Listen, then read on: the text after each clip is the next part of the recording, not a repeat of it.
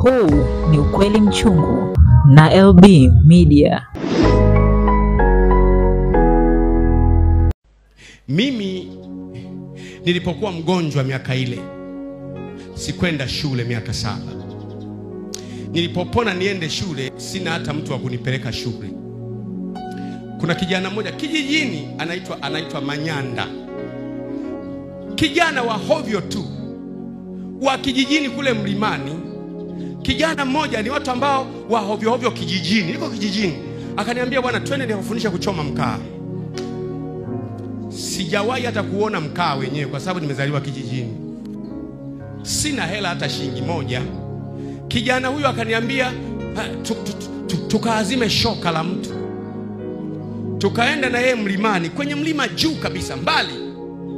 Kuanza ndugu yangu kuangusha mti mkubwa kama nguzo hii labda mara 6 au mara 7 kwa shoka, pap pap pap pap. Unapiga vipande unalala pale.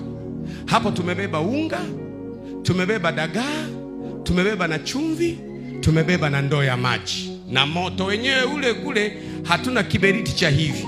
Sisi tunajua moto wa kufanya chirr, chirr. Ukifanya hivi mara 2 unatoa moto.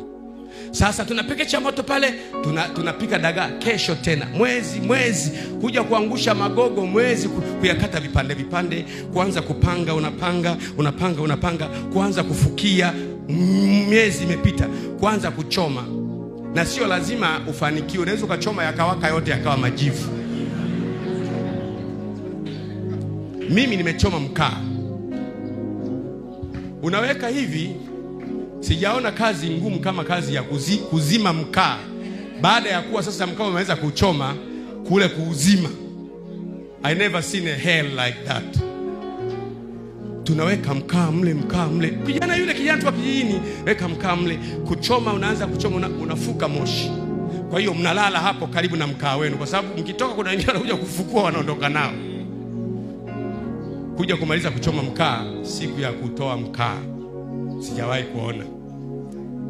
Unafungua mkaa, moto unawaka hivi. Unaanza kumwagia mchanga. Unakanyaga. Umesweti, unaishiwa maji. Paka unaona kizunguzungu. Anasema ukiona kizunguzungu chukua majani. Ndio naelewa maana yake, unachukua majani, unajifunika majani. Kumbe kwa sababu majani yana oksijeni. Unakuja pale tena. Baadaye mkaa tunamaliza kuchoma. Umepata magunia machache tu 10. Magunia hayo kutoka hapo kwenda mjini pa kuuzia kilomita 50 mpaka 60. Inabidi kuyabeba kwenye baskeli. Baskeli yenyewe ya ajabu, inabidi nibebe magunia 3 huku. Umebeba gunia. Ndio maana mimi nikipita barabarani nikimwona mchoma mkaa huwa nasimama, nampa lift, kwa sababu mimi ni mchoma mkaa mwenzake.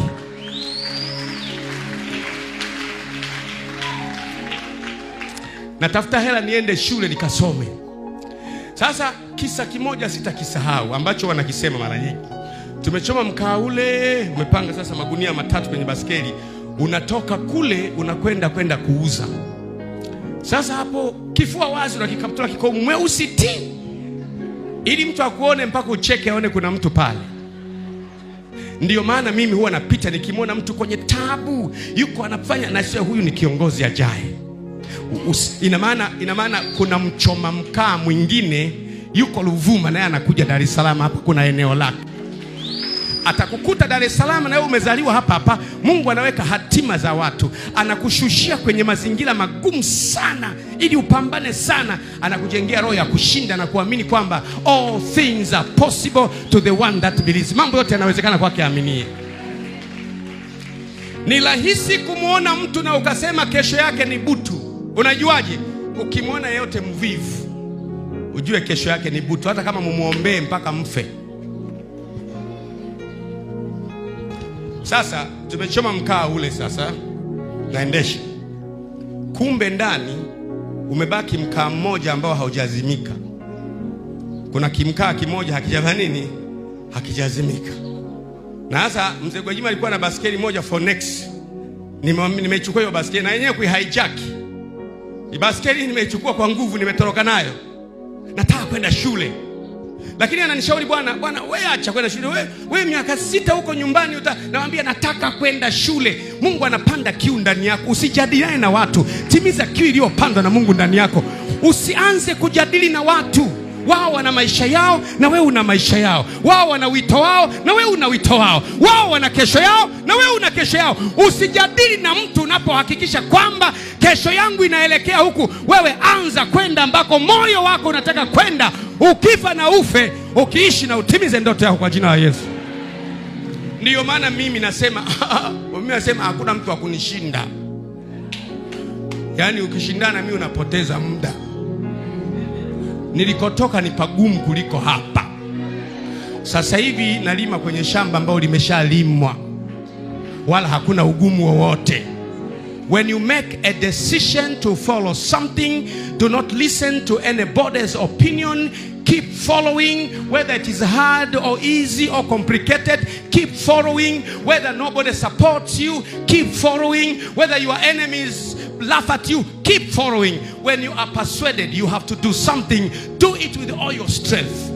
Unaposhawishika ufanye jambo, wakikucheka endelea, wakikuzomea endelea. Kama hakuna mtu wa kusaidia, wewe endelea. Una pesa au unazo, endelea. Iwe kwa mguu au kwa baskeli, endelea. Iwe kwa bodaboda, endelea. Mungu aliyeianza kazi njema ndani yako ataimaliza hata siku ya kuja kwake mwana wa Adamu. Haleluya.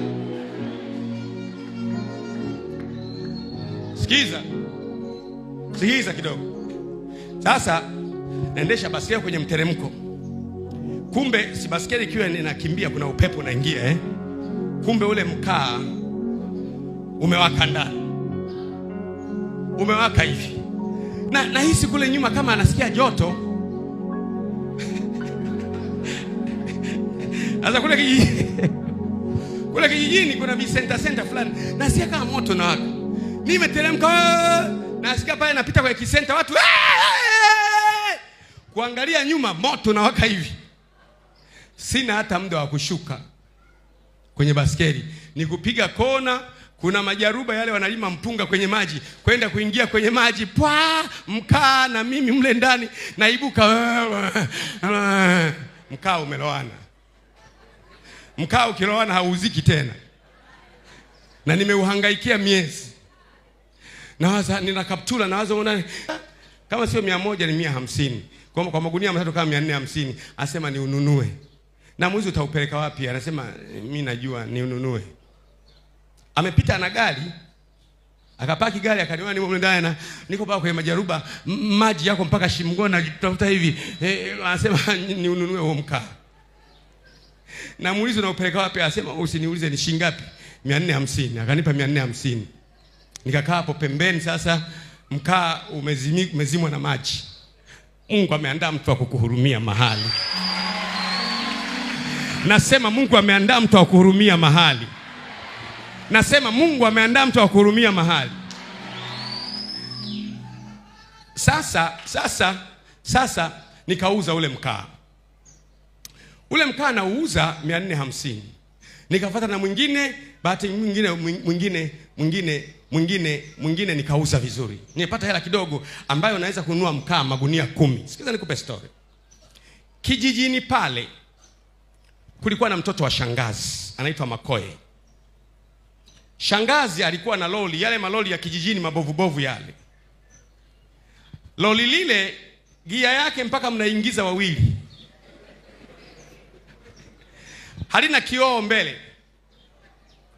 Lakini huyo mtoto wa shangazi huwa anachukua mkaa na lile loli bovu anapeleka wilayani. Lakini gari bovu kweli halina breki. Mkiwa mbele anaendesha yeye mwenyewe huyo mtoto wa shangazi. Unavua shati, halina kioo mbele, sio la kuwasha.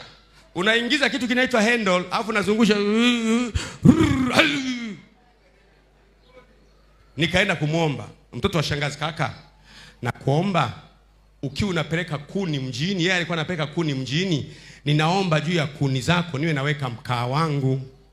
Akasema, mdogo wangu, hamna neno. Ila tunakwenda na wewe mlimani, unapakia kwanza kuni. Paka kuni zijae ndio unaweka mkaa wako. Sijawahi kupakia kuni. Wewe huwezi kwa sababu unacho. Ambaye hana anayaweza mambo yote. Unaona watu wasema mimi siwezi jamani, unacho.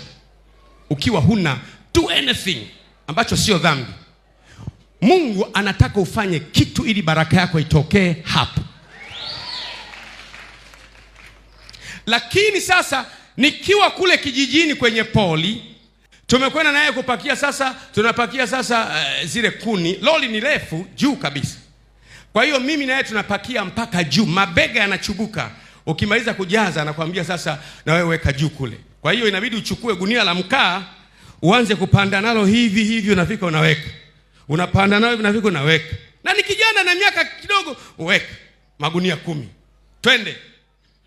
Lakini lile gari lenyewe anaendesha weka namba 3, anakanyaga clutch mwenyewe. Mnasukuma pacha. Inaingia unaona gari gari nakumbuka ile ilikuwa inaitwa jina lake Austin. Austin linaitwa kubwa, lina kichwa cha ajabu ajabu. Tunakwenda mjini. Anafika kule yule kaka akauza yale, anauza yale kuni zake. Na mimi nauliza watu, jamani mwenye mkaa unauzwa. Tukarudi naye tena. Nimepata hela ya kupakia magunia 20. Nikaenda tena kupigika tena mlimani kule, nikapakia tena 20, tunakwenda naye. Akauza kuni zake. Nikapata hela ya kupakia magunia 40. Nikarudi tena na yeye tena, nikaweka magunia 40. Kumbuka inapotoka kijijini kule kupakia mkaa, lazima ipite nyumbani. Tunakokwenda kuuzia ni mbali, katikati ni nyumbani, alafu kule ni polini.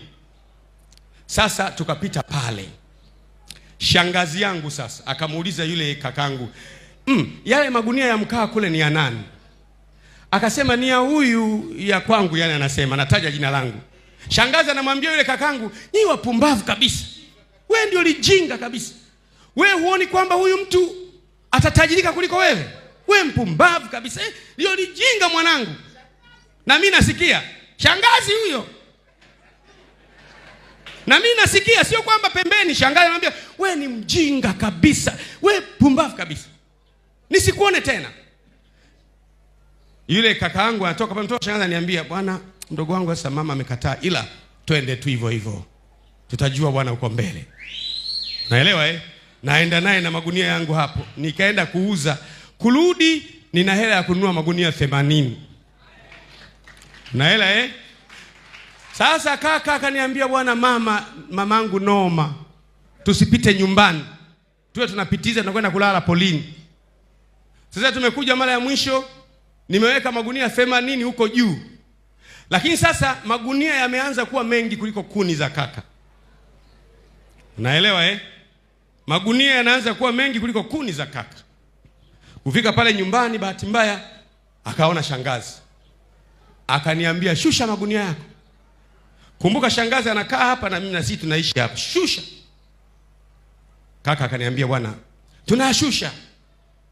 Kumbuka hiyo gari sio ya kuwasha. Akaniambia, bwana jifanye kama unashusha moja alafu shitua tuondoke. Kwa tukaanza kushusha moja. Tunashusha ngazi na shusha pop chini. Alafu nakwambia na waka ondoka, acha gunia moja.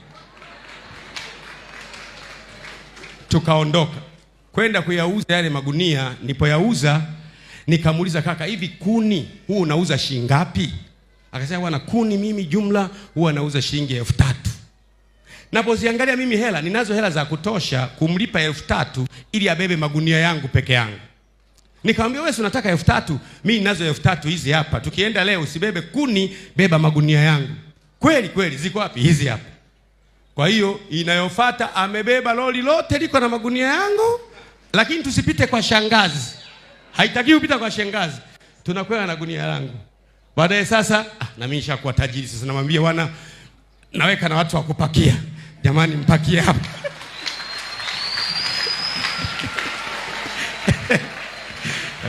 Naweka na watu wa kupakia pale. Watu wanapakia, nimeshapakia shilingi moja, senti 50.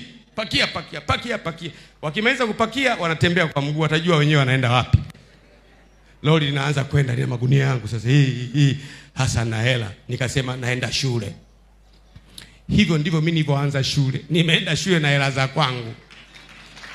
Naenda shule, nasema mimi naenda shule bwana. Lakini nikiwa polini najisikia kwamba maisha yangu sio hapa. Mimi sio wa hapa. Najisikia ndani yangu mimi sio wa hapa. Yaani sio wa hapa, lakini kuna njia tu imejificha ambapo natakiwa nipenye, lakini mimi sio wa hapa. Na kuna mtu mwingine unajisikia hivyo kwamba maisha ulionao sio ya kwako, lakini unajiona huna njia ya kupenya. Nataka kusema fanya kazi kwa bidii. Utaona utapasua. Jangwa litatoa maji. Haleluya. Kutoka kwenye maisha hayo, miaka 22 baadaye, toka kwenye maisha hayo miaka 22 baadaye, na kwenda kwenye ile poli na helikopta ya kwangu. Miaka 20 baadaye, na kwenda na helikopta ya kwangu. Yule mtoto wa shangazi alishafariki, shangazi alishafariki, kila mtu alishafariki, washakufa wote kijijini hapo. Hawapo. Mwache akuonee wivu, siku zake sio nyingi. Unaweza kushambuliwa na wale unaowatumainia wakusaidie, wakafanyika ndio adui zako. Wale unaotumaini wakushike mkono, wakafanyika ndio adui zako. Kusudi la Mungu juu ya maisha yako liko pale pale. Mungu ana uwezo wa kukausha mito ili wewe upite. Mungu ana uwezo wa kugawa bahari ili wewe upite. Mungu anaweza kugeuza jiwe litoe maji ili wewe upite. Kwa namna yoyote ile, na kuona unapenya kwenda kwenye kusudi la maisha yako.